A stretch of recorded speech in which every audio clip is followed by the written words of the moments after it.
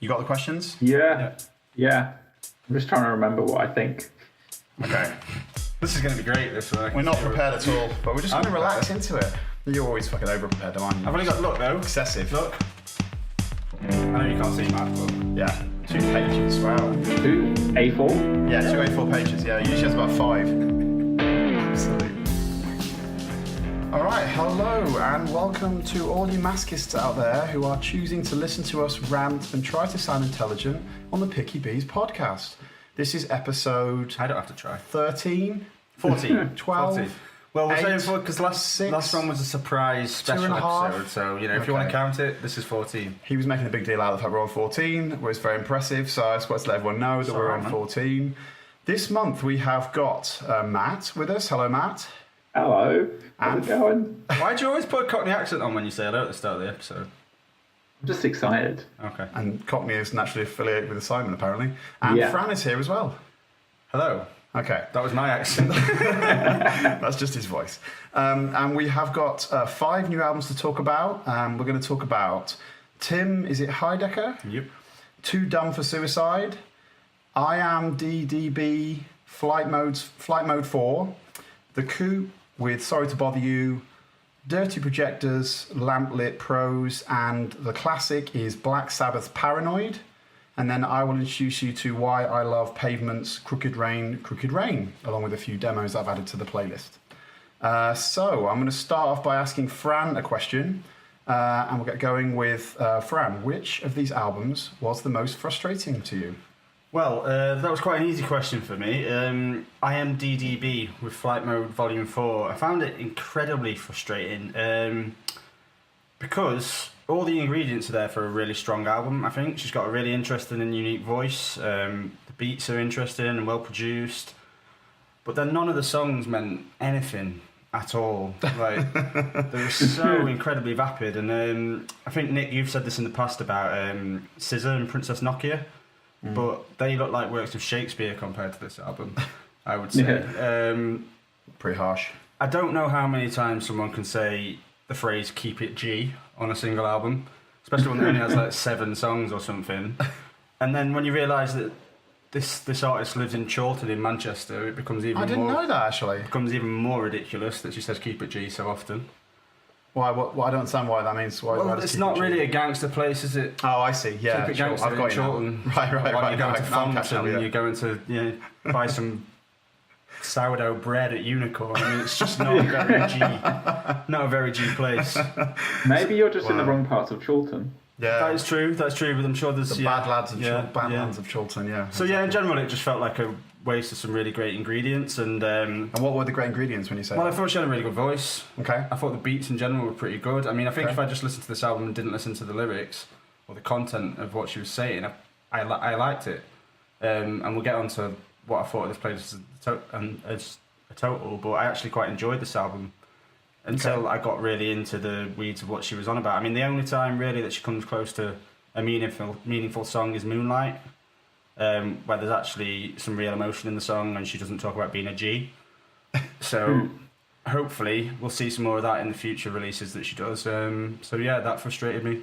Okay. So should we talk about that one again with the other 2, or should we move on to another question? No, let's keep you two. Yeah. So what do you think, Matt, about IAMDDB? I weirdly agree with Fran. Hey. Oh. Okay. I didn't think... I think, like you were saying, it's got all the right stuff in there. I really like her voice, the way it kind of is like draws out and it's like very smooth, and it's just, it kind of links between different syllables really, really easily and straight into the next sentence and stuff. But it just became to the point that it just washed over me. It was very much, for me, it's like background music. It's not... So it's quite samey as well from your point of view. Yeah, it just didn't at any point in the album kind of grab me and say, you should be listening to this actively right now. And that's like, I want an album to drag me into it, as opposed to just like wash over me and before I know it, it's gone. It's like, especially as it's so short, it's blink and you miss it. And it's not because it's going at such a pace or anything. It's just blink. It's just all one thing. and it's done, and it's gone. I don't feel anything has changed. Especially this kind of music as well. You want it to grab your attention, don't you? It's kind of, and I think usually, like this genre, it's a lot about the lyrics and the stories they're telling, and I think that's, for me, that was what she lacked. Yeah, I think like you said, she's got all the stuff. She could produce a really good album. Right, song about she could. I don't know. If I'm not saying what my opinion is, I'm saying if the lyrics are that weak, then maybe she couldn't produce a really good album. And maybe that's that is a real limit on fundamental skill in it if you're going to try and produce quality music. Yeah. Even if she has other ingredients, maybe it's just not enough. So I didn't even think the music wasn't even that strong. I don't think it was very samey or similar to other stuff out there. There wasn't just anything distinctive that said, "This is me. Right. This is who I am." Right. So, yeah. So okay. So I think in many ways I do agree with you both about some aspects of it. Lyrically, I thought it was pretty weak. I thought vocally she had some really strong moments vocally though. In fact, Fran is going to punch me around the mic now, I'm sure, but I thought it sounded a little bit like Lauryn Hill occasionally vocally. I mean, I honestly thought her vocals were great. This is why it was the way they. That's why it's frustrating. Yeah. I do think on the surface, she's great. But the songs like Waterfall and Moonlight sounded a little bit sort of Lauryn Hill like in the tone, which was very interesting to me. But the quality of songs was definitely not there. Yeah. And I thought, like Matt's saying, the beats behind the songs, the structures behind the songs were quite repetitive. It didn't really. There didn't feel like there was any movement across songs. I think that's what you were hinting at as well. Maybe you're talking directly about, Matt. It just felt like in each individual track, it began. She spoke over it for a while, or sang over it for a while, and then it ended, and there was no narrative in it. You know, and that was kind of disappointing. I felt like so the production was okay. It was reasonably nice sounding, but just didn't have any movement or progress or whatever. So I think that comes down to the subject of the songs as well. It was all about, do you like what you see, and I'm a gangster, and it's kind of, if there was a song that, I mean, that's why Moonlight stood out to me, because it was the first one where she actually did tell a story. I felt about I mean, it's a typical story about a relationship breakdown and stuff, but it just stood out in the album because it was actually doing something, I suppose. Yeah. Okay, so we pretty fundamentally dismantled that one, I feel like. So hopefully, I'm assuming it won't be the same album you're talking about, Matt, but what album was the most emotionally involving to you? I found this a hard question to answer because I didn't find any of the albums that emotionally involving. But if I'm going to pick one, pick one for Christ's sake. I'm going for Tim Heidecker, and mostly because the emotion was not good, and I just felt like his whole shtick. I get that he's trying to do something, and everyone. Should we give a bit of background of what the album is? Because I think so. It's a protest album. It's done by a comedian who's part of a duo, Tim and Eric, and he's normally known for absurd comedy. He makes movies and shorts, but it's mostly acting stuff.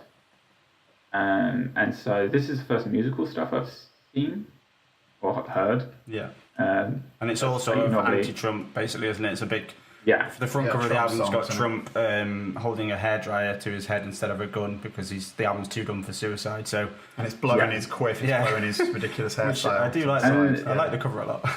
Yeah, and so a bunch of the tracks are directly attacking Trump, and a bunch of the tracks are directly attacking people around him, or concocting fictional scenarios around Trump just wanting to go and spend time at his Mar-a-Lago resort, or the final sentencing at the end comes when they talk about what will happen when the reckoning comes for Donald Trump, if it comes. And what I found with the whole album as a whole, because it's kind of so absurd, but a lot of it actually tracks with what's going on in real life. And I found that kind of jarring to the point that So explain what you mean by jarring then. That's kind of interesting to me. I mean, if it gels with what's going on. I mean, I don't know if it's meant... Personally, I didn't think it was meant to be absurd. I thought it was meant to be it is a comedic look at what is happening. I don't think he was Yeah, creating well- situations that weren't real, was he? Well, he spends an entire song talking about Trump having a shit. Yeah, I mean that's a standout moment, isn't it? Trump stumps. But yeah, Trump does like, shit though, so I mean Yeah, that is a real but thing that does happen. He's got some pretty. Can we not have this intricate conversation, details. please? Can we move on, please? Go But ahead. like the music genre isn't my favorite, the kind of country music style, and then the fact that it's just hitting too close to home for me at the moment. I don't have the capacity to deal with that and listen to it in a way that's productive for me or feels good for me in any way. So I found it emotionally taxing to listen to this album. Because Right. musically I wasn't getting anything, and lyrically it was just felt like they were making a joke. Yeah. Something that's not funny. Yeah. Yeah. Exactly. Okay. Yeah. Okay. So shall I jump in on this Yeah, one go now? for it, Yeah. man. So I mean, sadly for the podcast, I thoroughly agree with what you're saying. Yeah. I felt like this was by far the worst thing on this playlist by a long way, and it's sad to see it in a sense because the theme, the critique of Trump is a very important thing that we need to be doing as a culture, as world cultures. We need to be dismantling the whole auspices around him, But this does not do that very well at all. It's unbelievably heavy-handed. It's just an absolute sledgehammer of cack-handed sort of jokes about him going to the toilet and just weak stuff. Just the lowest common denominator of humor. When there are so many clever critiques you see on like Colbert or the American Seth Meyers and people are to critiquing Trump in very clever ways all the time, and then this album comes along and it just does a kind of ham-fisted way of trying to attempt to do the same thing. I didn't like the style of it either. I didn't like even Father John Misty can't save this album, even though I'm a big fan. And I thought the cover actually and the title, Too Dumb for Suicide, were both typical of the album. So in the sense, like when you say you like the cover, I know you're just saying that throwaway remark, but I hated the cover personally. I just thought it's just incendiary, attempt to be incendiary, inflammatory for no particular purpose, And I think, as Matt points out, it's a serious thing in a way, and I think people who oppose him need to do something more significant than this kind of stuff. This really annoyed me. This album actually made me really angry to see an album that had about something I care about, agreeing with what I believe, and do it so badly. I mean, I do get what both of you are saying, but then there's the other side that came to me. Like, I think the humor's very basic at times, and I think Imperial Bathroom, the song about Trump stumps, obviously is the one that's coming up most because that stands out. But part of me also wondered, at times, is this the kind of comedy that would really get up Trump's nose and would really wind him up? Because it is basically attacking his character and talking about him, making him sound weak. And that's the kind of thing that he hates, which for me... He probably would hate it, yeah. I mean, I'm not going to sit here and say that this is a really strong... I'm not saying that, but I just think maybe... I just feel like maybe getting to him, everything gets to him anyway. Yeah. So I feel like getting to him, what should be about is affecting the minds of a lot of people who are in his camp or close to But his it's so camp. difficult to do that. And with a comedy album, are you going to do that? You're not, are you? So I think there's times when it lands for me on this album. I think I particularly enjoyed the Richard Spencer song. I've got to admit that I had a big smile on my face the first time I just heard the chorus about punching Richard Spencer in the head. Okay. Because it's just... He's fundamentally a violent person. That's what it is, isn't it? I'd love to punch Richard Spencer in the face. I've never punched anyone in my life, but if I got the chance to do that, I would, definitely. But yeah, I mean, it is weak. I'm not going to say it isn't weak, but it does have moments that land, I think. And I think maybe it's one of those, if he'd done like one song on a Colbert or something like that, it would have been something to laugh at and have a bit of fun with. But for a whole album, I mean, I'm never gonna play it again. That's for sure. The big problem That's the acid test. my major problem I had with it was that the song MAGA, which is obviously Make America Great Again, is probably the catchiest song. And I find myself occasionally walking around singing "Make America Great Again" to myself, and I was like, "Shit, why am I singing that?" And occasionally it would be out loud while I was walking around my office, and I was like, "Yeah, I've got to stop doing this." So that was probably my biggest bugbear with the album. But yeah, it's I don't know. I mean, I don't think I've got anywhere near as bad a feeling about this album as you two. I think it was the kind of humour that probably lands with certain people, and it was funny on occasion. But yeah, it's a comedy album. Nothing special. Okay, so two pretty negative setup reviews first of all. Yeah, I mean, IAMDDB had. Do we want to just talk about something we liked for a moment? Genuinely liked. Do you want to talk about the album you liked most? Who are you asking? You, Fran. Okay, well, I've already spoken about the album I liked most. Oh, okay, all right then. That was IAMDDB. Oh, so good. Really? Yeah. Oh my god, this is going to be if you want brutal to how the rest of the days we look at this, maybe go to Matt at this point. Okay. If you want to talk about favourites. Fair enough. Matt, why don't you tell us in your non-cynical voice, like Fran's always sounds, why you like any album that you actually liked? Well, he's having a tough time as well. No, I feel positively about the other three, but it's hard to pick a favourite. I'm gonna dive in with Dirty Projectors. Okay. Lamplit Pros. Lamplit Pros. I thought this was really, really interesting listen after. I'm guessing you guys haven't heard his previous album. I've heard all of their albums. How many albums are there? I don't even know how many albums there are. That shows how much I know about them. Are there lots? They always play at festivals that I go to, so I always give them a chance. Okay. I think 3 albums. Okay. But the last album was a despair album about a breakup, and it was very emotionally kind of almost savage. It was very sad. It was good, but it was very raw. As he was kind of processing this kind of grief about this relationship, who was also from actually part of the band in the first album. And so this album seems to be just about this kind of new relationship that he's in, and it's naive, it's kind of diverse, it's excited, it's joyous, and I think, like, initially I thought, like, this is what maybe Bon Iver would sound like if he was actually happy, or not gloomy all the time. Or if he lost all his talent. Yeah. Well, don't give too much away, will you? Yeah. But then by the middle of the album, it felt like we were in like Mark Ronson kind of territory, and he was just making happy pop music. And I think if I am in a good mood, when I was in a good mood, I put this album on, it was perfect. Other times it didn't quite work because it was too like sugary sweet, and yeah, like his depiction of love and stuff like that is just way too naive. But I'm guessing Fran doesn't like it because it's too happy. Fran's got to go next because he's already given away some of his position now, so come on then. I despise this band. You always have done. Yeah, can't stand anything they've done. They regularly play at festivals that I go to, and so whenever I go to a festival, I listen to the playlist, and each time I think, I'll give them another go. You know, people seem to like them, but each of the albums sounds about a little bit different to the other one, but they're all equally as painful to listen to for me. It's just, this has done absolutely nothing to change my mind about how I feel about them. It's painfully cheesy all the way through. I keep using the word painful, but it's pretty painful. He's in a lot of pain. The second song, Breakthrough, wow. It's like a ringtone all the way through.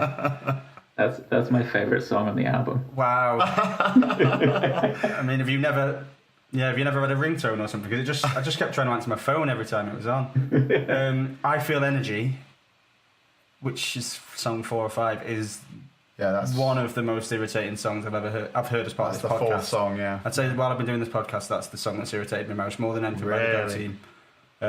Wow. It's just horrible. That's amazing. What an achievement. His voice is just so irritating. Like I wanted to punch him. So yeah. You'll punch a lot of people. I mean, I would punch Richard Spencer. I probably wouldn't punch this guy because, you know, it's just his voice. It's not his fault. He can't help it. But yeah, absolutely nothing there for me with this one. Yeah, I hated it. Okay. With a passion. With a passion. I think you've made that very clear. I will say, in general, I quite like this album. I thought it was alright. I thought it had some nice aspects to it. I thought the tone. He seemed to be playing, if I heard correctly, he seemed to be playing like 12-string guitars and stuff quite a bit, or at least lush overlaid acoustic guitars. So no. So the opening track, what's that called? Right Now. Oh God. Also, what's the other one I like? That's the Lifestyle. Also, just tonally, I thought they sounded quite nice. Quite sort of quite delicate and beautiful acoustic tone, which I liked. I thought he had a lot better, and I was obviously in the same loop as the Tim Heidecker in it. Yeah. I thought he had some statements that weren't actually about just relationship stuff, that were like semi-political statements, which were the kind of thing Tim Heidecker would have loved to have got to. Like there's one, who'll stop wasting the lives of the brave on the strength of a lie. I thought that was quite a nice little phrase to open one of the songs. Compared, and it wasn't like the greatest thing I've ever heard, but compared to Tim Heidecker, it's just maybe it was offset against that. Yeah, well, if you compare the two. Yeah, that was. So I thought it was quite interestingly quirky, kind of thing, like oddball, and that made it sort of refreshing. And I thought actually. It didn't sound a million miles away from another band we'll talk about in a minute that's on this list as well. We'll come back to, I suppose. Really? I'll talk about that. Yeah, I thought there were similarities between two of the albums on this list, musically speaking. I mean, there's only really one album I should be talking about. You can't talk about Black Sabbath. Yeah, I suppose not, yeah. Okay, so any of these maybe. Coup, yeah. So I thought there was some musical melodic similarities in that. So I thought it worked, and I thought it was alright. I'll probably go back to it. I don't know about the other albums he's done, so I'll probably give it a go. Yeah, absolutely. So Matt's right and Fran's completely wrong, but there you go. As usual. I mean, I'm right. Yeah. So that only leaves our classic Black Sabbath Paranoid or the Coup. Is it the Coup? The Coup. Let's talk about Sabbath, shall we? Okay, I just turned my page of notes over. I've got to go back now. Oh, sorry. I'll start on this one, shall I? Yeah. For Sabbath, to me, it was hard to listen to this album and assess it as what I thought about it musically speaking, because it was so clear how important it is. Whether or not you like it or not isn't that relevant anymore in a way, because it was quite clearly cutting new ground breaking new ground in a kind of whole new field of music at the time. And I thought the most interesting things about it were the ways in which you could hear that happening on the recordings, as certain songs sounded completely like metal, like the kind of things that bands I don't dislike, but bands like Alice in Chains were trying to do 20 years later, and Sabbath had already done them. Which is the one I was thinking of particularly. Electric Funeral was one of the ones I thought was really like that. When did this album originally come out? Do you know? I think it came out in 1970.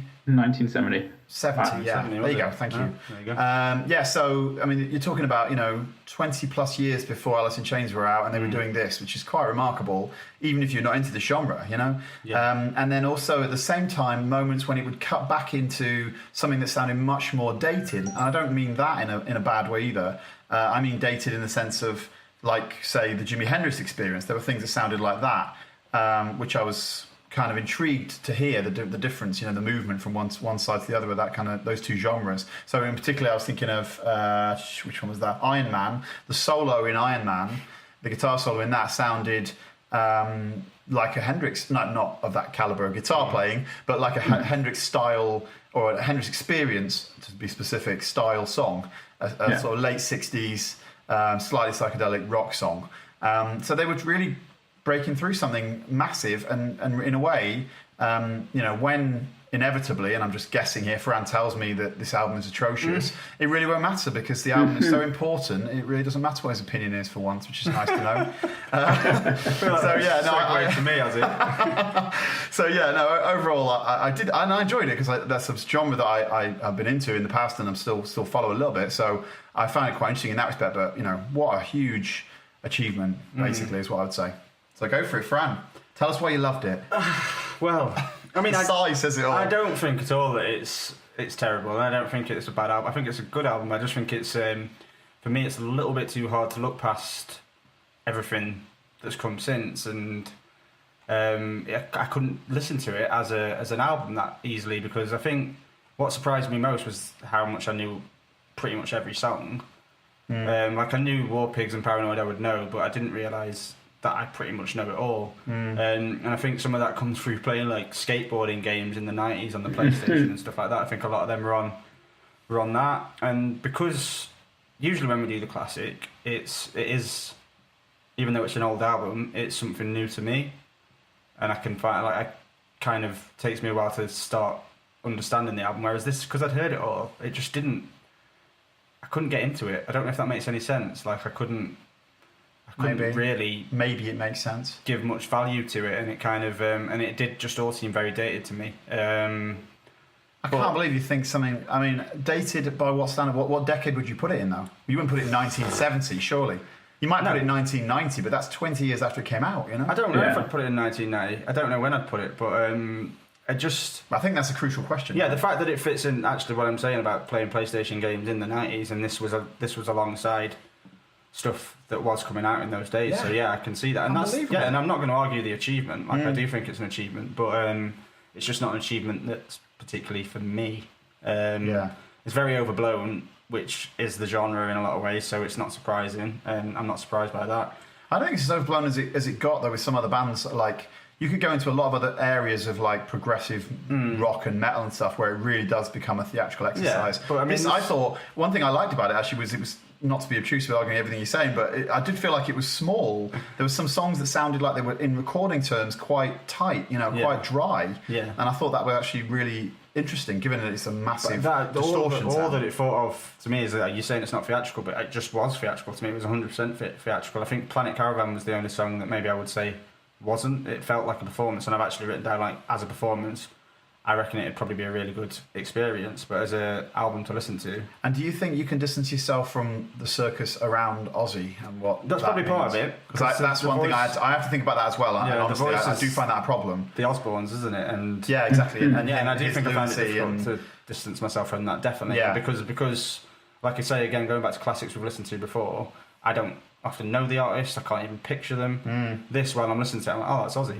Yeah, that's that guy who did this, and that guy who wobbles around his kind of ridiculous. House. Yeah. So I think it was quite hard for me to distance that. Partly this isn't Ozzy.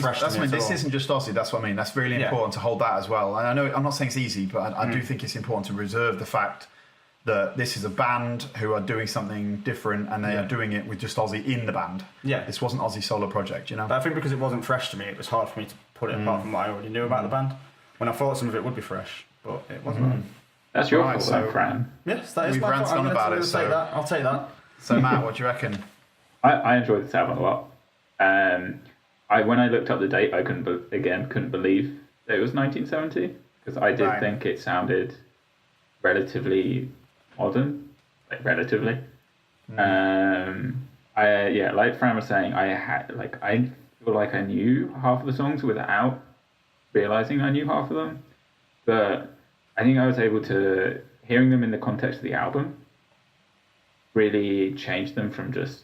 I had exactly the same feelings of, like, I've definitely heard half these tracks on, like, Tony Hawk's games and stuff like that. But I think hearing it as an album, as opposed to being in the background while you're trying to do an ollie, it makes quite a big difference. Bring back so many memories, right? Yeah. And it's so bold. The way it, like, starts and then it carries on, and then it's, like, audaciously goes from, like, Paranoid into Planet Caravan and then back out to Iron Man. I think, like, they really must have been at, like, the top of their game and full of confidence when they're doing this and just trying stuff out. And for it to be again made in the 70s, but have that feel like it's not from now, but from a lot later than it is. It's I think it's a really good big achievement, and I'd happily listen to this, like, again. I'd hear this again. Yeah, I'd hear this again, definitely. I will. Yeah. Unless I'm playing Tony Hawk's. Oh. Fair enough. But I'm happy to admit it's just not for me. It's not my my type of music. I think one thing I'd like is if the drums were bigger. I felt like sometimes they were left in the background. Yeah, I can see that, and I think, yeah, no, that's a fair criticism, I'd say. Although I think some ways in which miking and drums has changed over the decades probably meant they had a lot less to work with, you know. Yeah. And I know that, like, Hendrix only a few years before was working with, 4 tracks for the entire band, you know.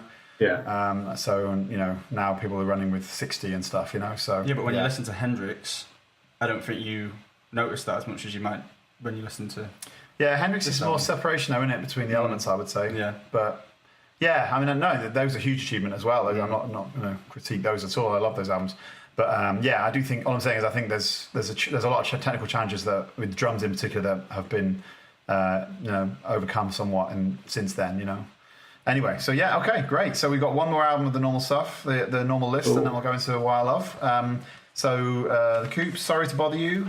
Who wants to go? Matt. I think Matt, because this is a film, isn't it, which I know nothing about, so do you want to... give us some context, please. Context. Yeah, so research again. This is the soundtrack to the movie Sorry to Bother You, which was made by the lead MC in the Coup. And so he made the soundtrack himself, and he pretty much did the entire project himself. And it's basically a kind of anarchic, anti-capitalist movie about a guy in a call center who's trying to get promoted, so he doesn't have to just struggle every single day to make a paycheck. But then the people around him are trying to unionize. But the whole film is super surreal and weird, and there's a lot of crazy stuff that goes on. And so, unfortunately, it just got announced that it won't be getting an international release. So, when it comes out on demand, you guys should check it out. Yeah. But can you not stream it to us across across Skype? We could watch it. You want to watch it across Skype? That'd be contravening all kinds of laws. Right. We can have a group viewing. We won't tell anyone. We'll record it. It's all right, nobody listens to this podcast anyway, so we're fine. The 12 people. Yeah. But as long as none of them are lawyers. The movie did really well. It's just because of the subject. People don't want to push it internationally, which is unfortunate because it's probably going to go up for awards and stuff. Right. Getting to the album itself, I thought it was an interesting kind of group of collaborators he got together to do the album. It seems like I'd never heard of them before. It seems like they have quite like a diverse, like a genre bending style of music anyway.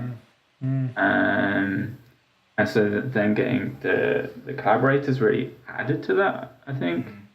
And I have a hard time describing what the album really is because it varies so much. And that probably is because it's supposed to be matching certain beats in the movie. Right. But I like some of it, but it gets a bit disjointed for me.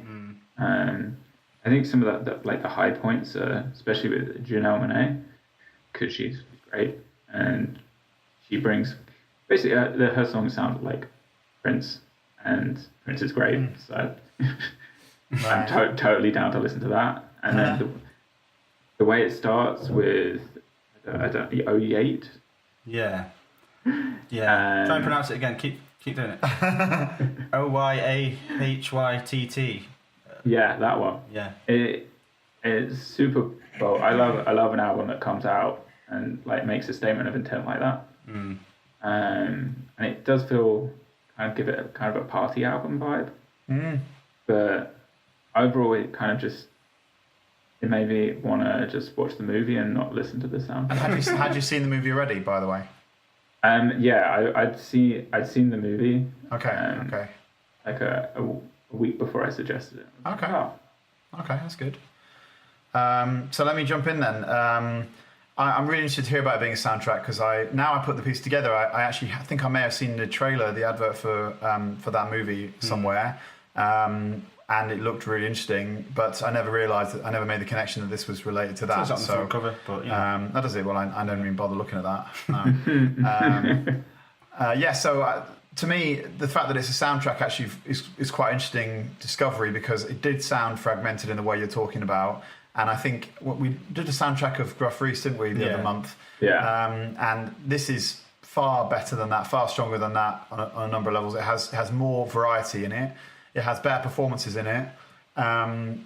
Less sort of repetition, basically. But I thought there was some really sort of irresistibly engaging parts of it. Some really sort of, again, like you said, party, like fun elements, like and We Need an Eruption. I thought that was quite a fun kind of, again, irresistibly engaging song that I kind of found myself sort of metaphorically tapping my feet to, you know. So that was only metaphorically. Yeah, I would never actually tap my feet. I don't do that. That would be too close to dancing. I don't do that. So that was good. And then the song with Killer Mike on it was also Monsoon. Had some pretty hilarious. I actually like the busy synth parts that were in it. You know, it's kind of like really in the background. This kind of frenzied run of synth parts all over the place. And he had some hilarious lines in it as well, like the one about Dora the Explorer. Yeah. he said he had something about Dora the Explorer, and he said that line was dope. I had to smuggle it through Florida. Yeah, that's fantastic. I love that pairing. Yeah. So so it was a fun album, and I enjoyed it. And this is what I meant about being a little bit eccentric and stuff. Is why I felt the Dirty Projectors thing was not a million miles away from it. I think I probably prefer the Dirty Projectors slightly, but they were both, you know, both engaging, interesting stuff. So yeah, and I agree about the Janelle Monáe as well. The one about What a Girl Want to Do or whatever was probably the best song on the album, I thought. So overall I liked it. I like the way you took the words "motherfucking" out of the middle of that song title. When you said it. I don't do profanity, Francis. On a podcast called Picky Bastards. That was Nomel's idea, not mine. Yeah. I don't think that's true. It probably wasn't my idea. Anyway, go ahead, Fran. Well, I found this a really interesting comparison to a conversation we had a couple of episodes ago when we talked about the Everything Is Recorded album. Because we had a quite long conversation then about what a collaborative album is and how it works, and whether that was a coherent album and whether it was a good album. And for me, this just highlighted how much Richard Russell got right on Everything Is Recorded. Because I think to have such a mix of guests like he did on that album, but to have them actually perform together and work together created a really interesting album that felt coherent. Whereas for this, it just felt like a bit of a mess to me, which isn't a million miles from what you two were saying and not being coherent, it being a soundtrack. But it was so all over the place. I felt that I just couldn't get any traction on it. The only track that I really enjoyed was the Killer Mike track, and there's no surprise that Killer Mike turns up on an album and turns it into the best song because he's amazing. Yeah. But other than that, none of it's horrible. It's not a horrible album. It's a million times better than the Dirty Projectors. But other than that, I mean, it's nothing special. I didn't get a lot out of it. I wondered if maybe seeing the film would change that, but now apparently I'm not allowed to see the film because I'm British. So it will come eventually. Yeah, it'll be on Amazon and whatever streaming. Yeah, and Netflix or whatever. Yeah, but it wasn't an album I could like get on board with. Really, it was a bit too all over the place. Nothing stood out much. It's interesting you put it at the feet of the artists that are collaborating, because I think the Coup is like a relatively large band anyway. Yeah. So they have a core band I know, but I think for me, I didn't mean it to be like the collaborators' fault. I meant like it's the person putting the album together's fault in a way, because if you look at the Everything Is Recorded, they bring in the way you brought in those collaborators. I mean, I bought the vinyl of Everything Is Recorded, and it's got this amazing table on it which shows you what everyone does on each song, and it just shows you how much of a project that was of people actually getting in a room together and creating an album that gelled together and fit together, whereas this is a band just bringing in a few features, and maybe they would have got something more interesting and more involving if they'd had a bit more of that sort of collaborative vibe. I don't know. That's just me wishing something happened. I mean, didn't happen. But I'll be clear. I think the Everything Recorded album is majorly better than this album. Far more interesting than this album. Far better production in this album. Really amazing performances all the way through. In this sense only, the one that Fran's talking about the consistency and the direction and stuff, I felt this was more consistent than the Everything's Recorded album. I mean, that's nonsense. That's the only aspect in which I disagree with what Fran's saying about it. To me, this sounded like a band who had some people on it. The other one sounded like 10 or 12 songs that were all interesting, that were in different places. No. I agree with Nick. It sounds like a band that have huge variety in what they do, and they're just trying tons of stuff out. and that isn't necessarily a good thing. It's within their repertoire anyway. I should listen to an older album to see what it's like. Are there lots of albums of this band? Yeah, they've been around since early 90s, I think. Oh, wow. Okay. Killer Mike's on their best song on every album, probably. Killer Mike comes in and gives them a good song. Wow. So we could say then, before we jump to the Why I Love, before I introduce Pavement to everyone, that this is this your worst playlist, Oh, Fran? God, yes. Worst one? Yeah, definitely. The worst one we've done. There was nothing to like... Worse than Mount Airy album? I can't remember what else was with Mount Airy. Yeah, there was some good things on the Mount Airy episode, I think. I can't remember what they were. I don't know if anyone can briefly... No, I can't remember what number it was. But yeah, I think there was a couple of things I liked on that. I think it might be 9. Try 9. We try 9. I think it was White Oak. Cool. Jane Grey. Who? Bring Me Females. Jane Grey, so... Yeah. A couple of albums I kind of enjoyed there. Yeah, I enjoyed Classic that was Biggie as well, wasn't it, on that one? Yeah. Yeah, the Classic was Biggie, so there you go. Biggie's better than anything on this, on its own, isn't it, really? But, yeah, it's my worst playlist so far, definitely.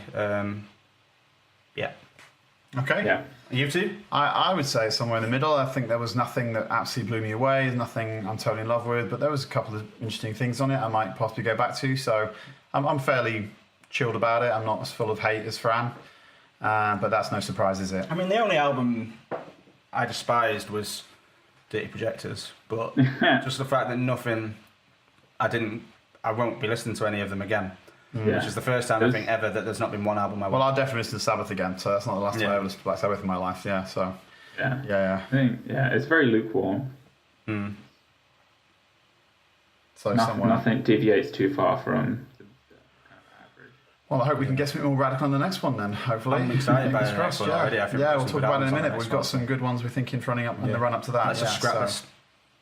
Let's Wow. just scrap this round. I'll just stop now Let's then, go to shall the I? next one, yeah. Why are we even talking about this? I'm not going to talk about Pavement. Okay, It's you can talk tragic. about Pavement. You can Thank talk you. about Pavement. Okay, this is my opportunity to tell everyone why Pavement is a great band. Why Pavement is an important band to me, but also, in a way, more importantly, why they should be important to the world. Why they matter. Yes. Yeah, right. So I haven't got a kind of cool story about when I got into Pavement, like why they changed my life in some incredible epiphany or whatever. Although I have seen them a number of times and I've never seen a bad show from them. And I feel like I've been into them since they were really coming up, or just after they sort of the second album came out, so maybe mid '90s, late '90s. And I've been a big fan for many years. But I think one of the reasons that it's more important to say why they should be important to the history of music, as it were. I think that they are. If you're a fan of Beck, for example, if you're a fan of Sebado, which I've talked about before, then you really should follow Pavement very closely. If you're a fan of Speedy Ortiz, that's another band that's really based on them. There are so many bands that have come through that owe a lot to Pavement. They have a few characteristics that I don't find anyone doing better than them, which is they have really oddly disjointed lyrical phrasing and constructions, which are just surreal in a lot of cases. You go through the albums, you find yourself moved by certain phrases and then laughing at other phrases and then slightly afraid or mystified by other phrases. And it kind of moves between those narratives and broken narratives all the way through. They do, and that's a very kind of postmodern or post-structuralist thing to do, which I think they were a pretty early band to getting into that. And similarly, they talk about the song construction itself, which I think is quite, again, these days that's not that big a deal, but I think in the early 90s this was pretty clever. They have songs like In Heaven As a Truck where they actually say, as they're doing the lyrics, and they say, okay, we're coming to the chorus now, and then they do the chorus, and it's just like this kind of self-awareness that I think is really, really interesting and was, I think, pretty new and groundbreaking at the time. I'm not sure, I can't swear it's been the very first band to do that, but I think they were really pretty important and pretty cutting edge in that department. They also have really, really beautiful recording quality in a lot of cases. They have amazingly close, intimate guitar tones, which I love. On this tracks like, I'm trying to think of some of the best ones on here that are like what's the Nash Strings of Nashville, which is one of the demos on the end of the album, is really beautiful. Camera. Loads of the songs, Range Life, have some incredible sort of smooth, easily adjustable, but also slightly oddly jarring hooks, which I really, really love. And then they have, as I said, as well as this disjointed sort of broken up stuff, they have these moments that are really quite touching. So on, which is the one, Fillmore Jive, they have this line about thank you for letting me sleep, or why won't you let me sleep? It won't let me rest. And it's kind of an end to the album as it draws to a close that's kind of very touching, even though I can't really explain what the context for that statement is or how it came together in a narrative. It just suddenly comes through as this really kind of delicate little moment that you get this split second of seeing, you know. So yeah, they have a lot of humor in it. They also have a really searing ability to dismantle other bands. They really take aim at people like REM, Stone Temple Pilots, Smashing Pumpkins, a lot of these bands that came through at the same time. Pumpkins, They really dismantle those bands pretty viciously. But I think it's part of a general sort of sense of sarcasm that runs through everything they do, and kind of irony in everything they do, which is, I think, works really well. I will say the album and playlist are not flawless. That I don't think this album, every song on this album is great. There's a couple I don't like. Hit the Plane Down I find pretty irritating. And I'm laughing for a reason, but we'll get to it. Okay. 5 minus 4 equals Unity. I don't like. It's kind of a little bit too jazzy, instrumental kind of thing. So I'm not really into that. So yeah, there's a few songs that sort of scratches in the record, but when it comes down to it, it's a pretty beautiful piece of work. And they went on to do a lot of other great stuff. I really debated doing a playlist instead of this album. But if I get into opening up the floodgates of all the possible demos and songs that I could have picked up, that would be huge. Also, they did do a massive amount of B-side demo and stuff. In the 90s, you could get these bootleg tapes of theirs, and it would be like a 90-minute tape of just songs, none of which were on any album. It's unbelievable. There's so many demos. So, and then the later albums, like Wowie Zowie, which is the one after this, I think, was a really great album as well. I did debate putting that one on. So there's a lot of material. And they do something that's pretty important, as well as being a band that came up as I was sort of in my heyday, as it were, of being a music lover. So they mean a lot to me for that reason. So now you can both tell me why I'm wrong in their shots. I mean, I'm going to jump in. Go for it. I was laughing a little bit while Nick was talking. A couple of things he said then. I'll get to why You laughed at me quite a lot, why actually. in a minute. It's It's not like it's actually laughing at myself, probably, as much as it is Nick. But yeah, first thing to say is this was easily the best thing on this month's playlist. Well, that's but not when much you just praise, hear but what I still. thought about the rest, that's not saying a huge amount. I'd also say, while we've been doing Picky Bastards, other than PJ Harvey, this is my favourite thing that you've introduced, Nick. So Oh, good. I was definitely a fan. One thing that impressed me most of it was like the variety within the album. Right. That they seem to be able to do a few different genres and a few different styles and actually pull them all off equally as well. Now, this is why I was laughing, because what made that particularly evident for me was my 3 favourite songs. Okay, here we go. Remember what Nick said about the worst songs on the album? Yeah. They were, my 3 favourite songs were 5 minus 4 equals Unity.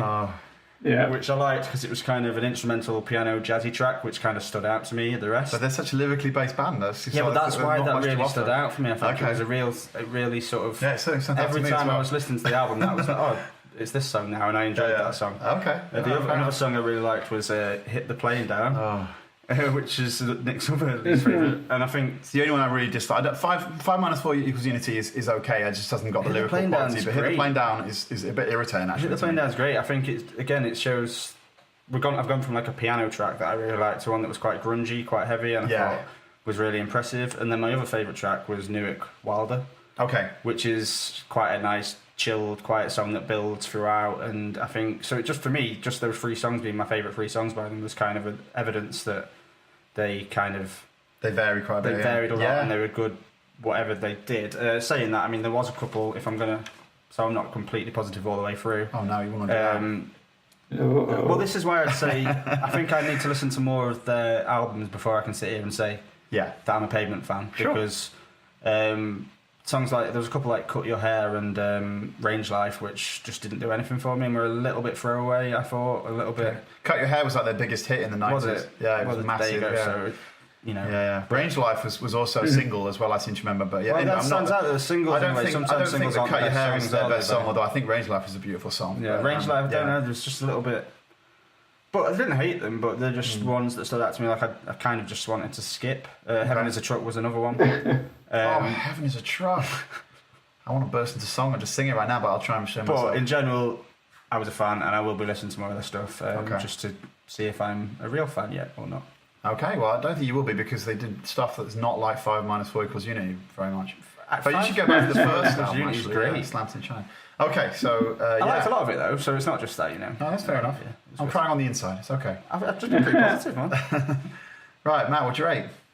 I liked it a lot. I had heard a couple of their songs before, but they were the kind of poppier side of Pavement, and so I didn't realise they had stuff of other albums.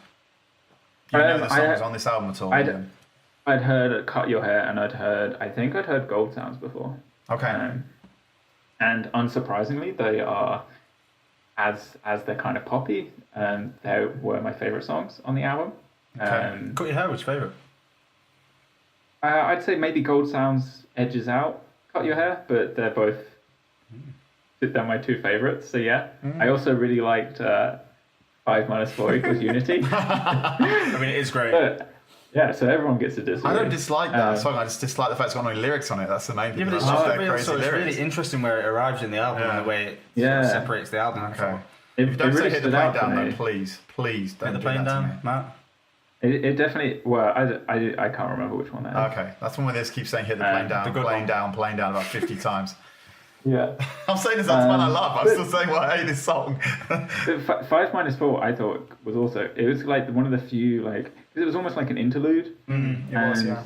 When those happen in albums, I'm normally like, I like them the first couple times I listen to them, and then I'm actively skipping them in the future. Okay. Yeah. Unless they stand out in some way. And this one, I was just like, I would actively listen to this more than some of the surrounding tracks. Yeah.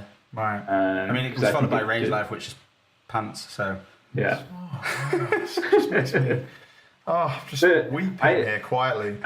I did really like how they kind of, they balanced like the kind of indie pop with their like much harder rock edge. Like they had the capacity to write some really good pop songs, but they also had the capacity to write some really good definitely rock songs as well. And so this album as a whole was interesting how they kind of flick between the two, and they kind of like none of it was that aggressive or anything, but they kind of just dragged you along for the ride the entire way. I didn't feel like I got left behind at any point, which for some of the other albums on the playlist, when they kept on switching type and genre, then I felt like that happened. So it was interesting to have it with some of the other albums, which are also doing this kind of such variety in the type of songs they're playing. And it was also interesting. I actually reminded me a little bit of Yolo Tango, which didn't get a resounding thumbs up from us a couple months ago. But also other bands that I'm really into now, like Parquet Courts and Car Seat Headrest. I can see how they're massively influenced by this album. So it was...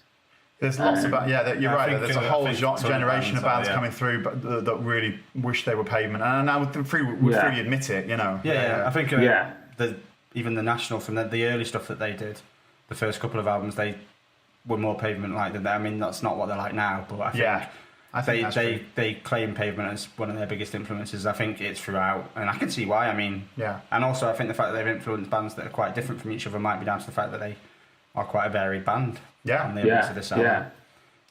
Take what they want and run with it. I've never actually listened to Car Seat Headrest, and the reason is they've got the worst band name in history. What name?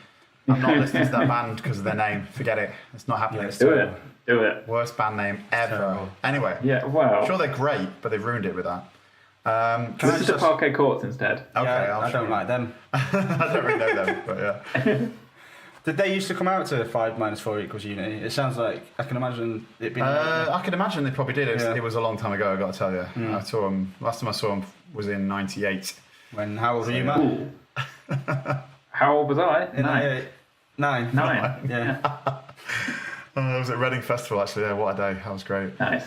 Did they break up then? They broke up, and now they've kind of done a few reunion shows many years later. But then Steve Malcolmus has gone off and done various other bands. He now has this band, Two Malcolmus and the Jinx, which are touring at the moment. Actually, they have a new album out. And it's okay stuff. I'm not a huge fan, but it's certainly not like the Pavement stuff. It's not to me quite the same. But they had the two Macros and the Jinx for a while. Had the drummer out of Quasi and people in it, so it's a good lineup. It's worth checking out, but it's not quite the same as Pavement. Yeah, just made me think talking about them splitting up, and I've already mentioned the National, but there's a line in one of the National songs where he sounds like he's about to cry. And his line is, "I'm waiting for Pavement to get back together again." Okay. So, there you go. Nice. I know Steve Malcolm is not that interested in doing so from the interviews I've heard. He's not, I think they're on good terms, but he just feels like he's got other things on, so he's not that interested.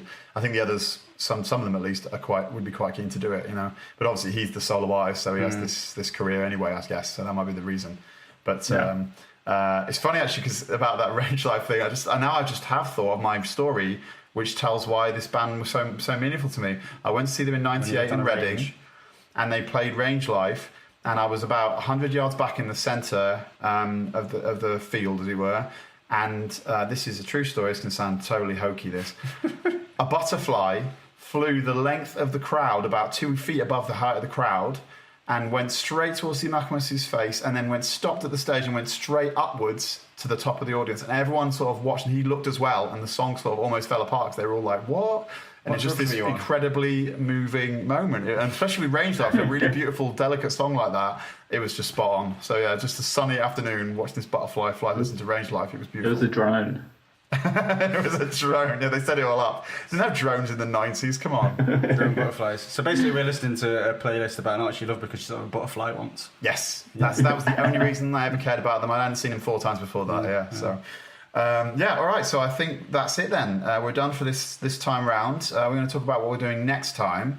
So I think is it Matt's turn? Matt will be hosting. Yeah, I will be hosting it. So I'll talk about the bands I'm going to do first, I guess. I'm going to do Blood Orange's Negro Swan, and I'm going to do Idol's Joy as an Act of Resistance, which will make Idols the first band to appear twice on the podcast. Yeah.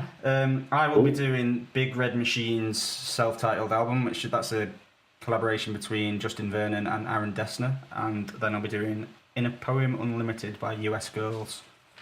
Great. Cool. And the classic album will be Sugar Cubes with Life's Too Good, and I will be introducing a LCD sound system playlist.